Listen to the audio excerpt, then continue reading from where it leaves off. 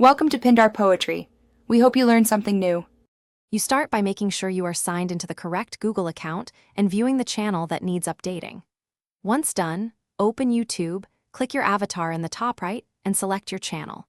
Prepare a square image. 800 x 800 works well, and keep it under the upload size limit.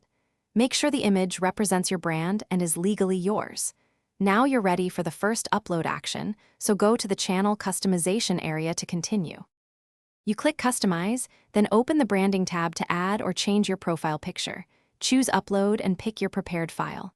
After upload, drag and zoom to position the focal point where it reads well at small sizes. Preview the result for desktop and mobile. YouTube crops differently across devices. If details are lost, go back and adjust the crop or use a simpler design. Once the photo looks right in previews, save your changes so the new profile image is applied. You finalize by clicking Publish or Save. Then remember, propagation can take minutes to 24 hours across all platforms. If you don't see the updated image, clear your browser cache, reload, or open an incognito window to bypass cached assets.